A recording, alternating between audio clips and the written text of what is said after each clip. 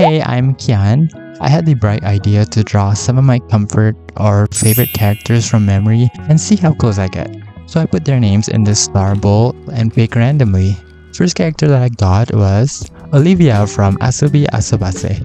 Asobi Asobase is an anime about 3 girls who formed an after-school club called Pastimer Club, where they play games to pass time. The club is not officially recognized by the student council, so it's constantly under the threat of being shut down. I don't really watch anime as much anymore, but this is one anime I occasionally come back to, so I guess you could say it's my comfort anime, though the anime is anything but comfort.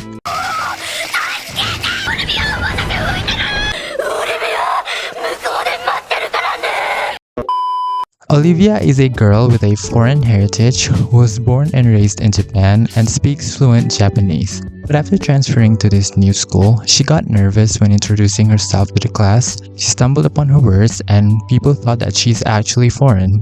So she kept up the act and pretended that she's from America and speaks broken Japanese. For context, she can't speak English at all. This act was later found out by the other 2 girls and eventually the advisor teacher of the club. I guess out of the 3 girls, she's the most normal. I'm using that term very lightly. But compared to Hanako and Kasumi, she's not as bizarre. Again, her whole gimmick is that she pretends to be a transfer student who speaks broken English. It's funny to see her reacting to her classmates asking her to teach them English. Give me chocolate.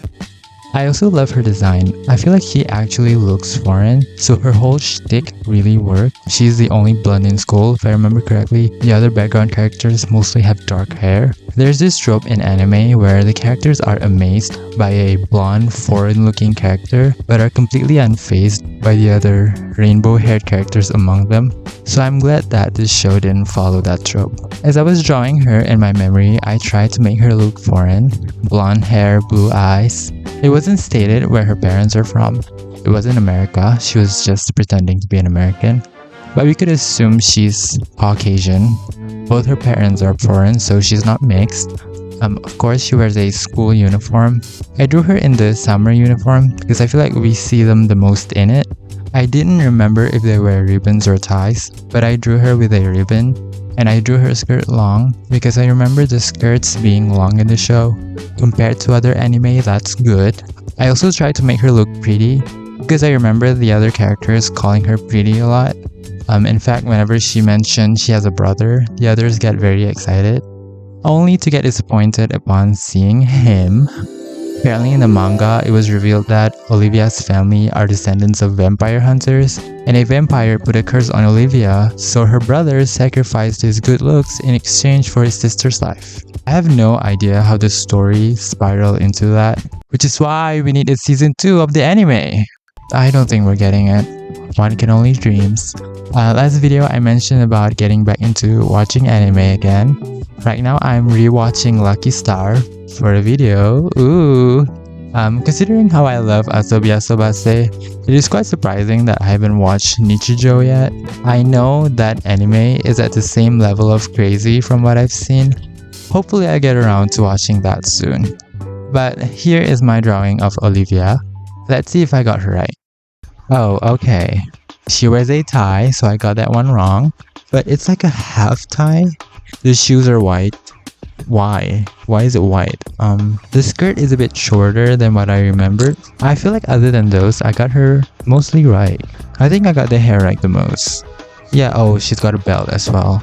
But yeah, I don't think this is too bad. The next character that I got was Shego from Kim Possible. I think I don't need to explain what Kim Possible is. It's an animated show about a teenage girl who has a service where she helps people around the world while handling regular high school girl antics. Shego is the sidekick of Kim Possible's arch foe, Dr. Draken, who plans on conquering the world and Canada for some reason. Why Canada anyway? High literacy rate, good healthcare, and sparkling clean city. Oh, okay. Shego is one of those characters that straight guys say shape their taste in women or something. As a gay kid, I just thought that she's fierce. I love her humor, she's so funny. She's like one of those characters that cuss without even cussing. You know what I'm talking about? Her dynamic with Draken is so fun. She constantly reads him down. but he knows that she's too good to let go, and she stays with him despite his incompetence because he pays well. They did end up together in the end, so there might have been other motives than that. I also love her voice. She has this smooth but raspy voice that to me sounds so pleasing. Back up, Chief. No, you cannot have my DNA. I have a no cloning clause in my contract. She's voiced by Nicole Sullivan. She also voiced Fran from Meet the Robinsons. I saw a clip of that movie on Shorts once, and I was like, I know that voice, and turns out it's Nicole Sullivan, Shego. When I drew her, I knew she's got a half and half thing going on in her outfit, half green and half black, but I wasn't sure which part is which, and the pattern on the outfit itself. I knew she's got a button on the collar and also a belt. For the hair, I knew she has like a pointy shape. It's kind of shaped like a triangle. She's a villainess, so there's a lot of triangle and sharp shapes in her design. I also remember her hair having a light green outline, so I made sure to color the line art to match. And I made sure to get the face as close as possible. I thought that she was Asian. A lot of people thought the same too. When she turned 9 and became a teacher, she was referred to as Miss Go, and Go is a surname that can be found in some Asian cultures. But then we got to see her brothers. They could be Asian. That's my headcanon. I would be remiss if I didn't mention how Kim Possible is a biggest influence for my art style. I studied this show's art style because I love how they exaggerate the anatomy and how they stylize the background. Stephen Silver, the main character designer of the show, is some of my favorite artists. He also worked on Danny Phantom. I study his work a lot. Oh, and the backgrounds in the show are so mesmerizing. They're stylized and look simple, but are absolutely beautiful. I used to be one of those artists that doesn't have a set art style, which is not a bad thing. I'm not saying it is, but I personally wanted to have my own style. And a year or so ago, I was browsing Disney Plus, and I watched Kim Possible again and got inspired by it. I watched the show as a kid, but you never really pay attention to these stuffs then. At least I didn't. I was a stupid child. But anyways, here is my drawing of Shego from memory, and let's see how close I got. Oh, okay, the pattern in her outfit is much more complicated than I remembered. The buttons and the belt buckle are not yellow. I don't know where I got that from. She's also got like waves on her hair. But other than that, I think I got her mostly right. Oh no, the shoes are in the wrong side. Oh no, it's black on the right and green on the left. I thought that it's like mismatching. Yeah, I think I got her really close. The face is the most accurate, I think. The next character that I got was Janet from The Good Place. If you haven't watched The Good Place, you should go watch it. Okay, it's so good. It's a show focusing on 4 dead people in the afterlife living in a neighborhood after they made it to the good place, which is basically heaven. 2 of them, Eleanor and Jason, believe that they were put there by mistake and they don't belong there. So they get help from Eleanor's soulmate Chidi, who's a moral philosophy professor, to teach them to become a good person so that they can actually belong there. There's also a bougie British lady called Tahani. I feel the need to mention her because I mentioned the other 3. Now I have to live next to a man who once lied and said I wasn't at Diddy's white party. I was there, Eleanor, I was. You must believe me. There's a twist in the end of season 1. You have to watch it yourself if you haven't. Even if you don't care about spoilers, I'm not telling you. You have to experience it yourself. Janet is basically a robot. Not a robot. Oh, she's a girl. Not a girl. Okay. She's a being that is basically a personal assistant in the good place. She knows about every information in the universe, and she can create stuff out of nowhere. She's basically like ChatGPT, except that she tells actual facts. But as the show progresses, there's a certain thing that happens that mess with her system and make her more and more human-like. At least emotionally. She still can't eat and poop, but she can feel emotions. She has a signature outfit, which is why I put her in the list despite being from a non-animated show. You know, because in real life, people change clothes and hairstyles. Janet also wears different outfits, but this outfit that I'm drawing her in is the one that she mostly wears. Honestly, all 6 main characters of this show are my comfort characters. I don't think there's any other show I've watched where I like every characters. Like every character in this show I like so much, even the ones that are designed to be unlikable, like Camilla. Another thing I love about this show is how each of the main characters have an emotional moment with each other. But my favorite dynamic is between Janet and Michael. Michael is the architect for the good place. He's not a human, he's a mortal being. That moment when Janet was having a glitch and she asked him to marbleize her, in other words, kill her, and replace her with a new Janet, he cannot bring himself to do that, and he tells her he can't do it because she's his friend. The reason is friends. You're my friend, Janet. That's why I can't kill you. You're my oldest, my truest, my most loyal friend. I don't know who was cutting onions around me when I watched that, but tears were shed, alright? Drawing her, I kept in mind the 70s secretary look she has. She wears a purple outerwear with patterned blouse underneath and a ribbon. And as for the face, I tried to get her looking as similar as I could to the actress Darcy Carden. She's so stunning. That shot of Janet dead is so fierce. I was like, why is Janet serving face in the casket? I miss this show so much, but I'm happy that it ended the way that it did. So many shows go on for so long and they have no more story to tell and just derail the characters for the sake of drama. But The Good Place told a story and wrapped it up when it finished. I cried for like an hour after finishing it and felt so empty for about a week later. The show inspired me to do more good in life, or at least make better choices. I wish I could erase my memory and watch it again. Maybe I can ask the judge to reboot me.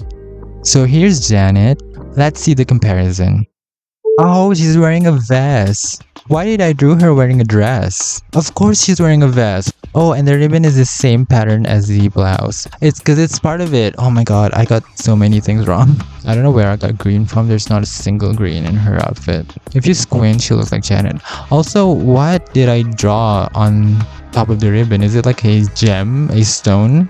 Pearl? I don't know where I got that from. God damn it. The final character that I got was Handy Smurf. Oh boy. Do I really need to introduce the Smurfs? I'm gonna be talking about the 80s Smurfs, not whatever bullshit that they put out in the last few years, okay? I'm gonna get into that later. I feel like people never really take the Smurfs seriously in the first place, but now people just see it as a joke, and I don't blame them. But I personally love the Smurfs, the 80s version. It's a cozy show with a simple, formulaic story. I mean, it's a kids show. Sometimes you just want to tune your brains out and watch something simple. To me, the Smurfs, the 80s version, is exactly that. I remember playing the Smurfs Village game during college. It was one of my core college memories. Yes, other people's college memories, going out and having fun with friends, or working a part-time job that can hardly cover their student debt. My college memory? Playing Smurfs Village in the library. Anyways, Handy is my favorite Smurf. I think he's the smartest out of all of them. I know Brainy is brainy, but most of the time he's just annoying. And when facing a problem, he would come up with the worst solution. But Handy is actually knowledgeable in what he does, which is mechanical shit, I don't know. But he's good at it, he makes machines and stuff. I also love his bromance with Hefty. Andy, old buddy, old pal, you're my closest friend. Please kick me so I can get rid of this spot. It's like Gym Rat Bro X Mechanic Yowie. Okay, let's get that image out of our heads. I honestly don't know what else to say. I put him in the list just to have more variations. I didn't expect to actually get him. But it's perfect because it's kind of topical now. Let's talk about the movie. Why? Why do they keep trying to bring back the Smurfs? I mean, we know why, but can you at least do it good? Also, it's a Smurfs movie. So who the f*** are these people? I didn't watch it, of course, but I've watched reviews of it. Even after hearing the recap, I still cannot think of where these characters would fit in the plot of a Smurfs movie. What's more ridiculous is their voice actors. Rihanna? Okay. James Corden? Oh god. Octavia Spencer? Why are you in this? Marshmallow as Turtle? What? Jimmy Kimmel as this thing. Did they just put a bunch of celebrities' names on like a spinning wheel? and then throw a dart, and whoever's name they land on, they give them a call. And for some reason, they agreed to be on this movie. Like, it's not a Smurfs movie anymore. Who the is Mama Poot? One of the biggest appeal for the 80s Smurfs, at least to me, is that we get to immerse ourselves in the tiny world of these mystical creatures. There's greater risks outside, but most of the time they are in the village and doing work, being in a community, and each Smurfs have their own thing. Handy makes machines, Greedy makes food, Farmer grows the plants, Tailor makes clothes, Smurfette is the girl. And when a problem arises, they work together to solve it with the guidance of Papa Smurf. But of course, in a movie, they need to have a big cinematic plot. So they travel to the human world, or whatever the they do in the new movie. And it just feels so detached from what the Smurfs actually are. And besides kids, who genuinely gives a fuck about the Smurfs now? Like, why are they keep bringing it back? I have a video idea where I try to make the Smurfs work in the modern era because I have some ideas. Hopefully I get around to that. Here's Handy Smurf. Let's see if I got him right. Hey, see, I got it right. Wait. Oh, I tried to draw him in the cartoon version, but in the cartoon he wears a white overall and he has a yellow pencil. I must have remembered the game version because, as I said, I played the Smurfs Village game a lot. So I drew that version instead. I think this one counts. Yeah, I got this one right. Oh, I forgot to draw the buckle on his overalls. But I think this one is the most correct. I may have mixed up the versions, but you know what? It still counts. Anyways, here are my comfort characters drawn from memory.